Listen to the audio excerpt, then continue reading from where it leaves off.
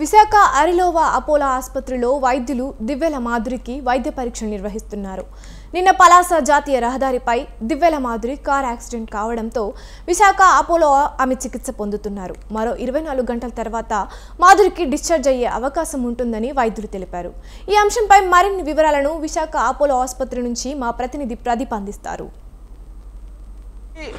Duvvada Srinivas YCP MLC Duvvada Srinivas కుటుంబ తగాదాల్లో మాధురి అనే వ్యక్తి ఇంట్రెస్టింగ్ వ్యక్తిగా కూడా తనకి దువ్వాడ శ్రీనివాస్కి మాధురికి అక్రమ సంబంధం ఉంది.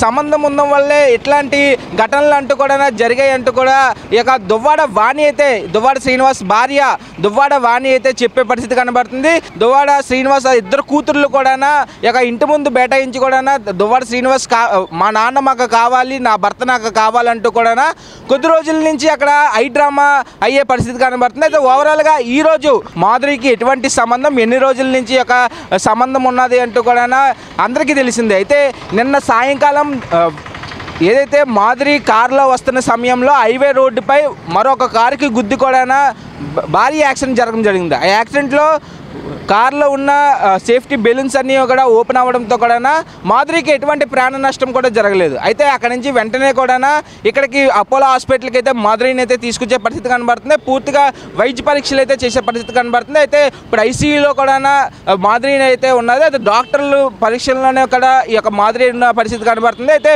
పూర్తిగా మాధురిని చూడడానికి వైసీపీ ఎమ్మెల్సీ దువ్వాడ శ్రీనివాస్ వస్తాడంటూ కూడా ఏదైతే తెలిసిందో, కాకపోతే దువ్వాడ శ్రీనివాస్ ఇంటి బయటన దువ్వాడ వాణితో పాటు ఇద్దరు పిల్లలు కూడా బేటాయించి కూడా దువ్వాడ శ్రీనివాస్ని అయితే బయటికి రానివ్వకుండా కూడా ఆపే పరిస్థితి కనబడుతుంది. అయితే ప్రస్తుతం అయితే దువ్వాడ శ్రీనివాస్ కూడా విశాఖకి రానున్నాడు అంటూ కూడా ఏదైతే తెలిసిన నేపథ్యంలో ఆయన ఇంట్లో నుంచి కూడా బయటికి అడుగట్లేని పరిస్థితి అయితే దువ్వాడ శ్రీనివాస్ ఇంటి బయటనైతే కనబడుతుంది. అయితే ఓవరాల్గా 4-5 రోజుల నుంచి కూడా దువ్వాడ వాణి అయితే దువ్వాడ శ్రీనివాస్ పై అయితే చాలా విరుచుకుపడ్డ పరిస్థితి కనబడుతుంది. అలాగే దువ్వాడ శ్రీనివాస్ కూడా లేడీస్ అని కూడా చూడకుండా కూడా, భార్యను చూడకుండా కూడా, కూతుర్లని చూడకుండా కూడా వాళ్ళపై అయితే కర్రలు ఎత్తి కూడా దాడి చేసే పరిస్థితి మనం విజువల్స్లో కూడా కొద్ది రోజుల నుంచి చూసాం. అపోలో హాస్పిటల్లో డాక్టర్లు ఎవరైతే ఉన్నారో పూర్తిగా వైద్య పరీక్షలు చేసినా సరే మాధురి డాక్టర్లతో నాకు తలనొప్పిగా ఉంది అంటూ కూడా చెప్పిన తర్వాత మళ్ళీ సిటీ స్కాన్ చేసే పరిస్థితి కనబడుతుంది. అయితే సిటీ స్కాన్ తర్వాత 24 గంటలు అబ్జర్వర్లో పెడతానన్నారు. అయితే అబ్జర్వర్లో కూడా మాధురి అయితే 24 గంటలు ఉండిన తర్వాత మాధురి ఎక్కడికి వెళ్తుంది, మాధురి ఇంటికి వెళ్తుందా, లేకపోతే వైసీపీ ఎమ్మెల్సీ దువ్వాడ శ్రీనివాస్ ఇంటికి వెళ్తారా? దువ్వాడ శ్రీనివాస్ ఇంటికి వెళ్తే దువ్వాడ శ్రీనివాస్ బయటకు కూడా రాలేని పరిస్థితి. అక్కడ దువ్వాడ వాణితో పాటు ఇద్దరు పిల్లలు ఉన్నారు. అసలు మాధురి ఎలాగ ఇంట్లోకి అడుగెట్టబడుతుంది? ఇందులో కూడా మాధురి అయితే మీడియాతో చెప్తూ కూడా నా పరువు ఎలాగా ఇప్పటికీ చాలా పోయింది, ఇంకా నా పిల్లలు కానీ నా భవిష్యత్తు కానీ మొత్తం కూడా పోయింది, మీడియాలోని అన్నిటిలోని కూడా నా గురించి వచ్చేసింది, అయినా సరే దువ్వాడ శ్రీనివాస్ని పెళ్లి చేసుకుంటానంటూ కూడా మాధురి అయితే క్లారిటీగా చెప్పే పరిస్థితి కనబడుతుంది. అయితే విడాకులు అయిపోయిన వెంటనే కూడా దువ్వాడ వాణికి దువ్వాడ శ్రీనివాస్ విడాకులు ఇచ్చిన వెంటనే మాధురి కూడా తన భర్తకు కూడా విడాకులు ఇచ్చేసి కూడా దువ్వాడ శ్రీనివాస్ని వైసీపీ ఎమ్మెల్సీ దువ్వాడ శ్రీనివాస్ని అయితే పెళ్లి చేసుకున్న పరిస్థితి కనబడుతుందంటూ కూడా తెలిసింది. అయితే ప్రస్తుతం మీడియాని కూడా ఎవరిని కూడా అపోలో హాస్పిటల్ లోపలికి కూడా రానివ్వట్లేదు.